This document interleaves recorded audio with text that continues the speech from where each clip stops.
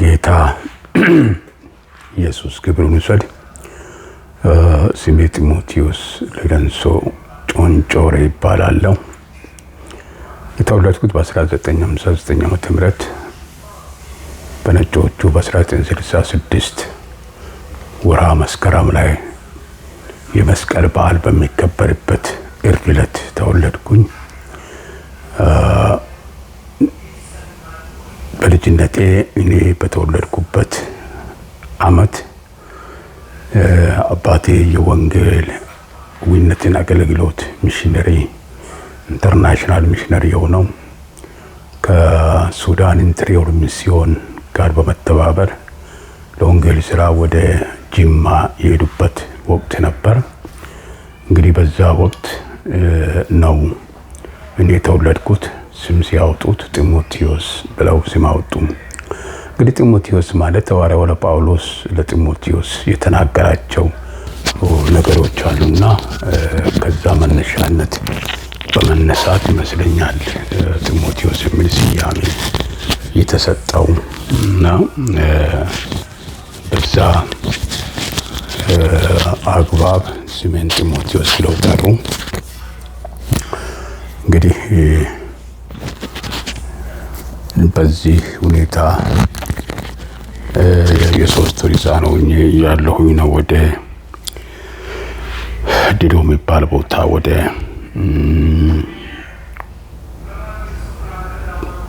ጅማ ዞን ለጅማ ከተማ አይ ቲንክ 25 or 35 አይ ቲንክ እንደዛ አካባቢ ኪሎ ሜትር ያክል ልርቅ ይችል ይሆናል ብዬ አስባለሁና እዛች ከተማ ነው ማንነቴን ያገኘሁት። በግቤ በኩል በበረሃ ነው በእግር ነበር ይኬድ የነበረውና ያን ተጉዘን እዛ በዲዶኛ ቋንቋ አፌን እንደፈታው ቤተሰቦች ይናገራሉ። እዛው ሀገር ነው የተቀረስኩት፣ እዛው ሀገር ነው ትምህርት የጀመርኩት።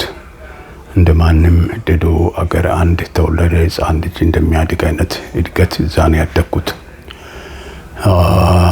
ከዛ አገልግሎት ዘመናቸውን ጨርሰው ለሁለተኛ ዙር በዝውውር ወደ ቆጭና ቡታጅራ ነው የሚባል የነበረው ያውኑ ቡታጅራ እዛ ኢሴኖ 20 ኪሎ ሜትር ርቀት ወዳለችው ወደ ዲዴ ፉዴ ጃሪ ደንበቃ ሆቤ የሚባሉ ቦታዎች አሉና በነዛ ቦታዎች ተዘዋውረን ቤተክርስቲያን መትከል፣ ወንጌል መስበክ እነዚህ ስራዎች ነበሩ መሰራት ያለባቸውና ከቤተሰቡ አንዱ አካል በመሆን እናቴ ሶስት ወንድሞቼ እና ሁለት እህቶቼ ጋር አብረን እዛ ነበር። በዛ እንደማንም ልጅ ትምህርት ቤት ገብቼ እስከ 4ኛ ክፍል እዛ ጋር ተምሬያለሁ። በ1966 አብዮቱ ሲፈነዳ መሬት ራሹ ሲታወጅ ሁሉም ሰው ወደ አገሩ ይግባ በሚል መሪ መሰረት ነው ወደ አገር ቤት ተመልሰን የመጣ ነው እና በዛ የደርግ ስርዓት የኃይለ ሥላሴ ስርዓት ተደምስሶ ደርግ የወሰደበት ጊዜ ነበር። ልጆኛ አስተውሳለሁ። መሰረተ ትምህርት የዘመቱ ዘማቾች እኛ ቤተሰብ ጋር ነበሩ። እኛ ቤት ውስጥ ነበር የሚያድሩ የነበሩ። ትንሽ በእነሱ ጋር በደንብ አስተውሳለሁኝ። በዛ 6ኛ ክፍል ድረስ ቀጫ አንደኛ ደረጃ ተማርኩኝ።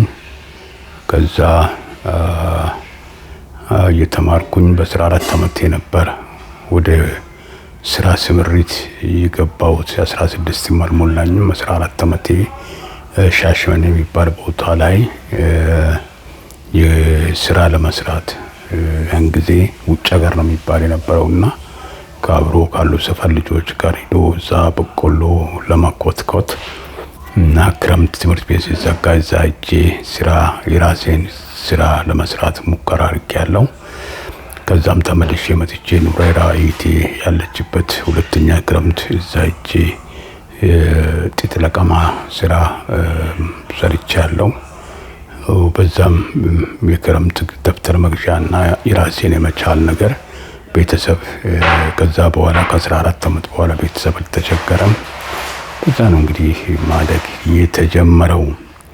በ20 ዓመቴ የ11ኛ ክፍል ተማሪ ሆኜ እያለሁኝ በቀጥታ ወደ ኢሉባቦር ክፍለ ሀገር ነው የሄድኩት። ኢሉባቦር ክፍለ ሀገር ታላቁ ወንድሜ ወዳለበት ገቺ የምትባል ከተማ ነው እዛ ቆየሁት። ገቺ ከበደሌ 15 ኪሎ ሜትር ትርቃለች። ገቺ በጣም ብዙ ትዝታ አላት። ገቺ ላይ የሉትራል ድርጅት እርዳታ ከሚሰሩት ከአቶ ፍስሐ ጋር በመሆን ጥሩ ጊዜ የተባለ ጸሎት ጊዜ፣ እግዚአብሔርን ቃል ማንበብ ጊዜ፣ አንዳንድ ነገሮችን ከነሱ ጋር እየተጋገዝን የማሳለፍ ጊዜ ነው ብሬያን ባለው ብዙ መጽሐፍቶችን ገቺ ላይ አንብቤያለሁ። ዶሰኛው የሚል መጽሐፍ ዛሬ ድረስ አይረሳኝም። ሾታ ላይ እና ብዙ የፊክሽን መጽሐፍቶች እስከ 10 የሚሆኑ መጽሐፍቶችን እዛ ከተማ ማንበብ ችያለሁ። በጣም ትዝታ አለ። ከዛ ኢሉባቦር በደሌ ከተማ ነው ሃይስኩል ትምህርቴን የጨረስኩት በ1987 ዓመተ ምህረት። ከዛ 4 ወር መሰረተ ትምህርት መግባት ነበረብኝና ያን መሰረተ ትምህርት ለመማር ወደ ቴጴጫ የምትባል ቀበሌ ጮራ መሀል ላይ ያለች የገጠር መንደር ሰፋሪዎች ያሉባት ጋር 4 ወር እዛ አሳልፌያለሁ። እዛ ዘመቻው በጣም የማይረሳ ነገር ኦሮምኛ የተለማመድኩበት ነው። ሌላ በጣም ጥሩ ህዝብ ያለበት ነው። በሌላኛው መጥፎ ዜና ደግሞ ከዘንዶ ለሰከንዳት ለአንድ እግር እርምጃ እግዚአብሔር ከዘንዶ አፍ የሚያስመልጠ ቦታ ነው። ከሌሊቱ ከጠዋቱ 12 ሰዓት ላይ ወደ መኪና መንገድ ወደ ገቺ ወንድሜ ጋር ለመሄድ ብዬ ቅዳሜ ነው ቀኑ ትዝ ይለኛልና በጠዋቱ ወጥቼ ሲሄድ ልክ ግዙፍ ዘንዶ ጫካውን ሰንጥቆ ከፊት ለፊቴ አንድ እግር ብቻ ሲቀር ከፊት ለፊቴ እንደ ንፋስ እንደ ጀት በሮ ተምዘግዝቆ አለፈ። እዛ ወደ ኋላ ሄጄ ሩጫዬን ቀጠልኩኝ። ቤት ተመልሼ ገባሁና ቀኑን ሙሉ አሞኝ መዋሌን ትዝ ይለኛል። ጌታ ከሞት የሚያዳንበት ነው ቴጴጫ የሚባል ቀበሌ። እዛ የ12ኛ ክፍል ማትሪክ ውጤት ባለመምጣቱ ምክንያት ወደ ኢሉባቦር ወደ መቱ ሄድኩኝ። መቱ፣ በቾ፣ ጎሬ፣ ዳሪሙ እና እነዚህ ቦታዎች ላይ ደንቢ ኢሉባቦር በተለይ አገር የሆነው ቆየ። 88 89 እና ስለው 78 79 80 81 እዛ ነበርኩኝ። እንደ ማንም ሰው የባሬላ ስራ፣ የጎዳና መንገድ ስራ መስራት መሸከም ጀምሬያለሁ። ዳርሙ ተስፋ የሚባሉ ሰው ጋም ለተወሰነ ጊዜ ግማሽ ዓመት ያክል እዛም ንጂኦ ከሚሰሩ ሰራተኞችም ጋር በመሆን የማሳለፍ እድል አግኝቻለሁ። ጎሬ ዮሐንስ ጋጋቦ የሚባል ዘመድ ማምር አለ፣ እሱ ጋር ቆይቻለሁ። በቾ ደግሞ ተረፈ የሚባል ታናሽ አጎቴ አለ፣ እሱ ጋር በብዛት ቆይቻለሁ። መቱ ጡምሲዶ የሚባል የአገሬ ልጅ የሚሰራው አለ፣ እሱ ጋር በብዛት ረጅም ጊዜ መቆየት ያለውና በዛም ያለሁኝ ወደ ደንቢ የሚባል ቦታ መጣሁኝ። አንዳንድ ጊዜ ጨርሶ የመጀመር ኃይል ታውቃላችሁ።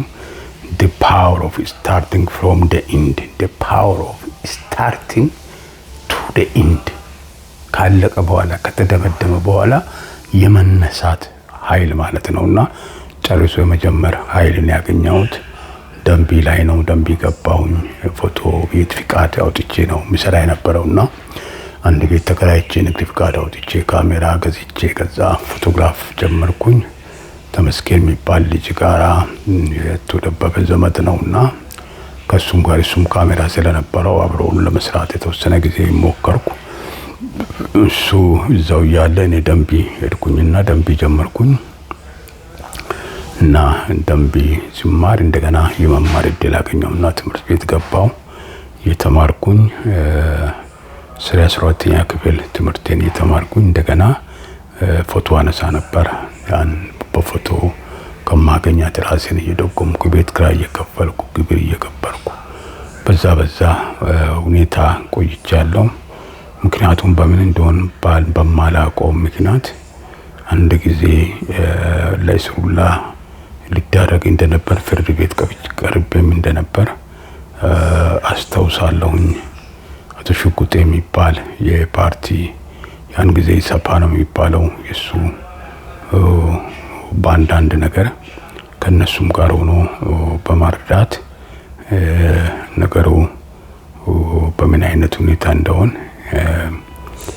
አሁን ረስቻለሁ። እግዚአብሔር በደንቢ ከተማ ውስጥ ብዙ ድልን ሰጥቶ ብዙ ቅዱሳን ብዙ ወገኖች እዛ ማግኘት ይችላልውና ይሄ ከዚህ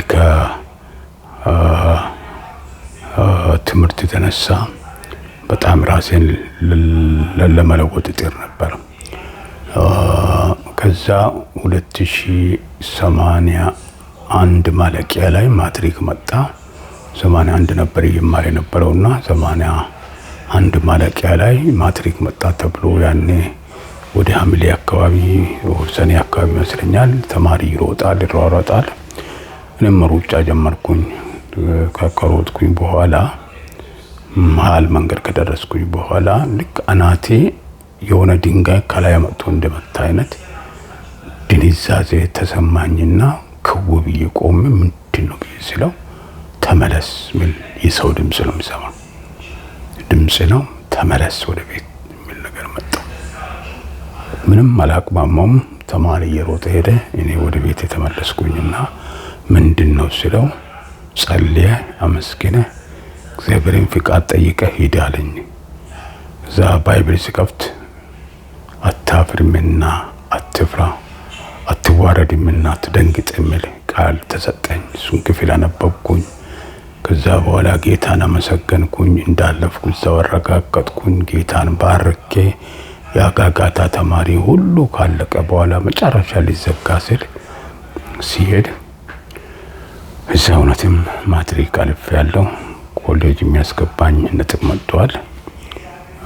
ጌታን አመስግኜ ውጤቴን ይዤ መጣሁኝ። ከዛ ጋዜጣ ላይ ነበር ያኔ ድሮ ሲም የሚወጣ የነበረው ምደባ ጋዜጣ ላይ ወጣ። ኮተቤ መምህራን ትምህርት ኮሌጅ በቴክኖሎጂ ዘርፍ እዛ ዲፓርትመንት ላይ ተመድቤ ጋዜጣ ላይ ወጣውን አየሁና ትምህርት ጀመርኩኝ። እንግዲህ የዲፕሎማ ትምህርት አዲስ አበባ ኮተቤ መምህራን ትምህርት ሲገባ አዲስ አበባ ነው። አዲስ አበባ ድሮም ማውቃታለሁ፣ ግን ኮተቤን በደንብ ማወቅ የጀመርኩት ኮሌጅ ትምህርት ምንድነው የሚለውን እንደማንም ፍሬሽ ተማሪ እንደማንም ብዙ ጊዜ ቆይቶ እንደገባ ተማሪ እግዚአብሔር እንድረዳኝ ከእግዚአብሔር ሐሳብ ጋር መስማማት ነበረብኝና እንደገባሁኝ ሚስ ቤት ውስጥ ተማሪዎች ህብረት ተወካይ ያገኘሁኝ። እሱ ሲጸልይ ያየና ጠራኝ ወደ ውጭ ተገናኘን። ህብረት አለ አለ። ስሜን ወሰደ፣ ዶርም ቁጥሬን ወሰደ። በነጋታው መጥቶ ወደ ህብረቱ ይዞኝ ሄደ። ከፊት ለፊት ባለው ተቶታደሰ የሚባሉ ሰውዬ ቤት ውስጥ ነበር አምልኮ የሚደረገውና እዛ አግባብ ቀጠልን ማለት ነው። በዛ አገልግሎት ጀመርን። ትምህርቱ በጣም ጥሩ ትምህርት ነበር። በተለይ እኔ ፍላጎት ካለኝ ኢንጂነሪንግ ትምህርት ላይ ነበር በብረታ ብረት እና በእንጨት ስራ በእነዚህ ስራዎች ላይ ነበሩና ስልጠናው በኤሌክትሪክሲቲ በብረታ ብረት በቴክኖሎጂ ዘርፍ ነበር። የሙያ ትምህርት ነውና እግዚአብሔር በዛ ረዳኝ። ግቢ ውስጥ በሁለተኛ ዙር 1982 ከገባሁ በኋላ 1982 ተመራቂ ተማሪዎች ተመርቀው ታህሳስ ላይ ሲወጡ ሁለተኛ ዙር ከገባ ነው ሰዎች ጋር ጌታን ለማገልገል እድል አገኘሁኝ እና አገለገልኩኝ። ኮሚቴ ጋር ነበር እና ዛሬም በአገልግሎት ላይ አብረውን ካሉት ከነ ዶክተር ማሙሻ ከነ አገኘው ከነ ጸጋ በቀለ ጋር እንዲሁም ከሌሎችም ጋር ከነ ዱታሙ ፎንቃሞ ጋር በመሆን 5 ኮሚቴ ተዋቅሮ እዛ ኮሚቴ አባል ሆኜ ጌታን ማገልገል እድል አገኘሁ። እንግዲህ አስቡ ከመላ ኢትዮጵያ የመጡ ክርስቲያን ተማሪዎች ህብረትን ማገልገል እድል አገኘሁ። የኔ ኢንካውንተር የሚጀምረው እንግዲህ ኮሌጅ ውስጥ ነው። ተሰራውኝ በጣም ጸልያለሁ። እግዚአብሔር እንኳን ባይብል ስታዲ አንድ ግሩፕ አስጠናለሁ። ፕሮግራሞችን አሬንጅ እናደርጋለን። እዛ ህብረት አለ እና ብዙ ወንድሞች ጋር ተዋወቅን። ጌታ በብዙ ነገር ባረከን፣ በብዙ ነገር ጎበኘን። እዛ ውስጥ ነው የተሰራሁት ማለት እችላለሁ። እንደገና ስራ ተሰራ እዛ ውስጥ። እግዚአብሔር አንድ ቀን ከወንድም ሽመልስ አሁን ወደ ጌታ ሄዷል ኮተቤ ላይና ከሱ ጋር እድል አገኘሁና ስለ ግሬት ኮሚሽን ሰብሳቢ ነው ኢትዮጵያና አብረን አወራን። እስቲ ግቢ ውስጥ ጂሰስ ፊልም ማሳየት እንድንችል ውስጥ ይሄ ነገር ሀሳብ መጣ እና በአንተ በኩል ምን ይገዛል ታደርጋለህ ብዬ ጠየቅኩት እና እኔ ሙሉ እቃ ሙሉ ሰራተኛ ክፍለ ሀገር የሚሄደውን አስቀርቼ ወደ እናንተ ኮሌጅ የሚመቻች ከሆነ ይሄ ሊደረግ ይገባል አለ። ከዛ መጥቼ ለኮሚቴ ሀሳቡን ነገርኳቸው። ኮሚቴውም ተስማማ። ግማሹ እንዴት ይቻላል ይላል፣ ድብድብ ይነሳል፣ እንጣላለን፣ ምን ነገር ወጣ። ግን ጌታ ተናግሮኝ ስለነበረ ያ ጂሰስ ፊልም ሚስ ቤት ውስጥ እለቱ ላይ ተደረገና ብዙዎች ጌታን ለመቀበል ምክንያት የሆነበት አጋጣሚ አስታውሳለሁ። ከዛ ሁሉም ወደ ቤተ እምነቱ ሲሄድ እኔ ያን ጊዜ የነበረኝ ባክግራውንድ ያው ሙሉ ወንጌል በኋላ ነው ተመለስኩትና ቃለ ሕይወት ቤተክርስቲያን ነበርና ያው በአብያተ ክርስቲያናት ህብረት ተጠልለን ነው አንድ ላይ ያለ ነውና ዳኒ የሚባል ጓደኛ አብሮኝ ያድራል። የሙሉ ወንጌል ልጅ በጣም ብዙ ነግረኝ ነበር፣ ብዙ ጸልይ ነበር፣ ብዙ ያቀርበኝ ነበር። ቅዳሜ ይሁድ ወደ ቤት ይዞኝ ሄድ ነበር። ይሁድ እዛ ሙሉ ወንጌል አብረን ሄድ ነበር። በዛ እያለን አንድ ቀን ሁሉም የየራሱን ቤተ እምነት ስልጠና ይሰጣል፣ ህብረት ያደርጋል፣ መጥተው ይጠይቃሉ። ቃለ ሕይወት ግን ምንም ደንታ የላትም።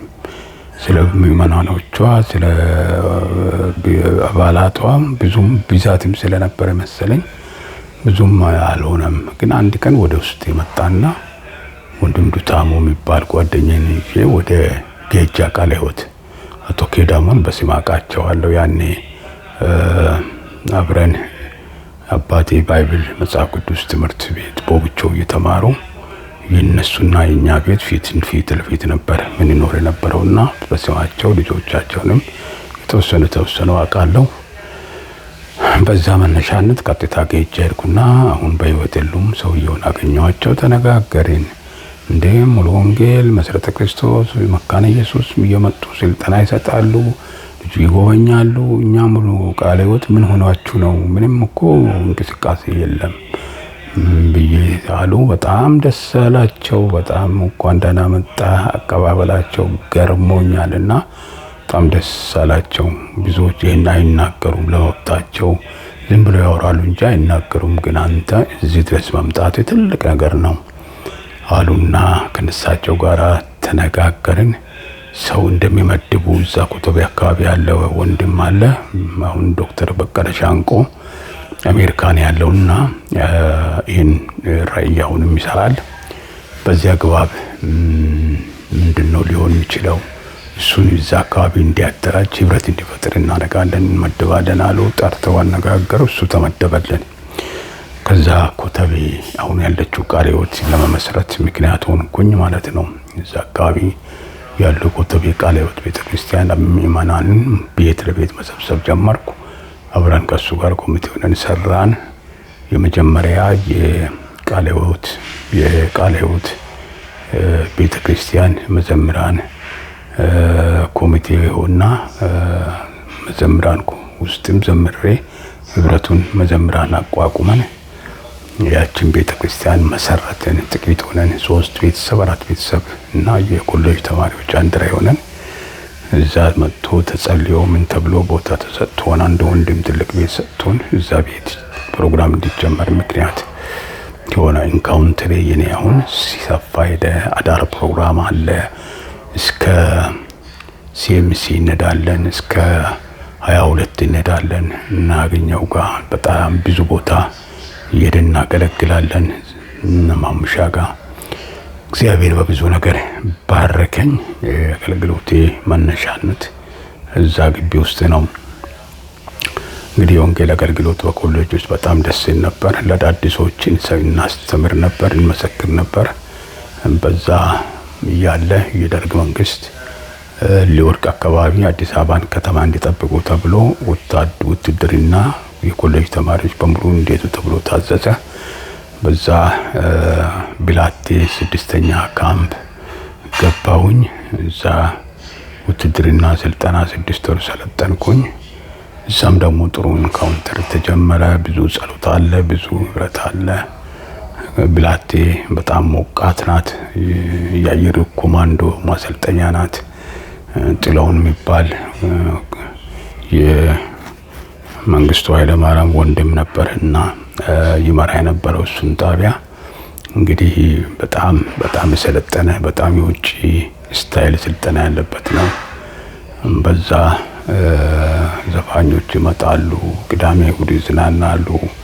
እንግዲህ ስጋ ነው ምግባችን፣ የምግብ አይነት ነው የሚበላ የነበረው። ወንድም ዱታሞና እኔ እንግዲህ በየካምፓሱ በየብርጌዱ እየሄድን በቃ አብረን እዛ እንትን ማለት ነው። አለሚት ወታደሮች ነን። በዛ ውትድርና ስልጠና በሚገባ ሰልጥነን እዛ በሽታ ገባ። ሸርተቴ የሚባል በሽታ ገብቶ አስታውሳለሁ። ውጭ ያደርንበት ብዙዎች ለሞት ይዳረገ ከባድ ነበርና ግጥም ሁሉ የተገጠመለት ነው። ብላቴ ላይ ሸርቴ ዘለግላጋ ባለቀይ ጥለት ቢጫ አረንጓዴ ተብሎ ስም ወጣለት ነበር። ምክንያቱም ሲያስቀምጥ ባንዲራ ነው የሚታየው፣ ቀይ ቢጫ አረንጓዴ ያለውና ሆስፒታል ነው በአብዛኛው ተማሪ ተኝቶ የነበረው። ጌታ ግን ረዳን፣ ያንንም አለፍን። መጨረሻ ላይ ፊልትሬሽን የሚባል ወታደራዊ ሳይንስ ላይ እሱን ፊልትሬሽን አልፈን ሁሉን ነገር ጨርሰን ለምረቃ ስንዘጋጅ መንግስቱ ኃይለማርያም እንግዲህ ይመጣል ተብሎ በትልቅ ክብር ሲጠበቅ መጣ። እኔ ውትድርና ልብስ ሌሊቱን ስንለብስ አድረን ጠመንጃ ይዘን ምን ብለን ተሰልፈን እዛ ለምረቃ ስንጠበቅ ዝቅ ብሎ ብሌኗ መጣችና ልታርፍ እንደዚህ ዝቅ ብላ እንደገና ተነስታ ወደ ኬንያ በኩል ሄደች። አይናችን እያየ ሄደ። ከዛ ሁሉም ሰው ተደናገጠ። ተማሪም ተደናገጠ፣ ምንም ተደናገጠ።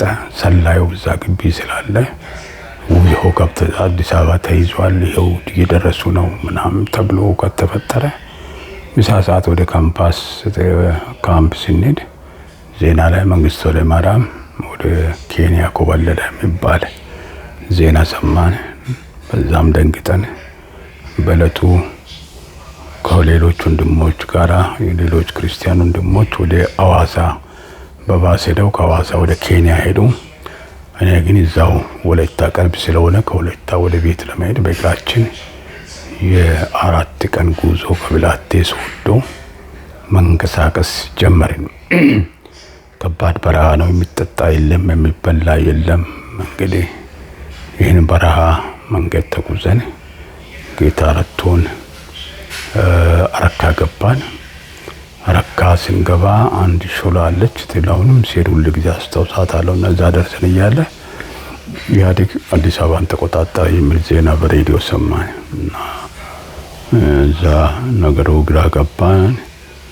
እዛ ሀገራችን መኪና የሚባል ነገር የለም። ከወላይታ እስከ ሆሳና ድረስ ባዶ ነው። መንገድ ዝግ ነው። ሰው የለም። ለራሱ ነብስ ተደብቋል። ዘረፋ ነው። ህግ የለም። ሁሉም ነገር ጨለማ የሆነበት ጊዜ ነበርና ጌታ ግን በጣም ረዳን። ያን ጉዞ እየሄድን አሁን ሐዋሳ አለ ወንድም ተከተል የሚባል የሱ ወንድም አደረው የሚባል ቦታ ላይ ያስተምራል። ወደዛ እንሄዳለን።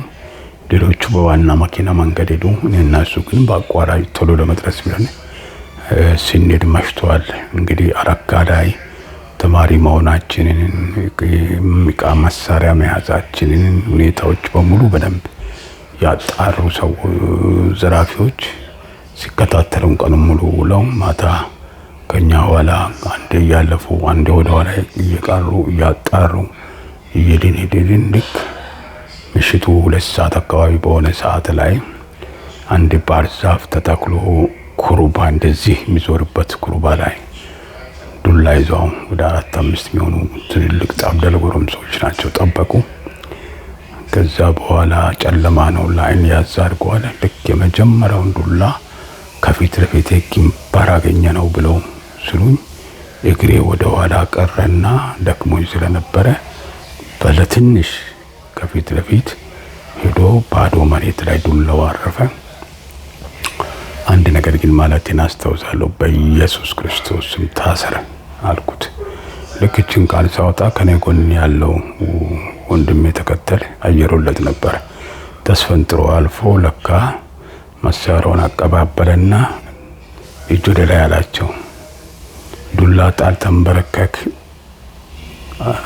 አለና እዛ እኔ ግን እንደ ፊልም ነበር የሚሰማኝ ነበር። በጣም ደንግጬ ስለነበረ ጌታ ግን ከዛ ሞት ከዛ ዘራፊዎች እጅ አስመለጠ። 2 አብሪ ጥይት ተኮሰ ወደ ላይና አስተኝቷቸው ከዛ 3ቱን በደንብ አድርጎ ቀጥቅጠው ወደ ኋላ እንዲመለሱ አደረገ።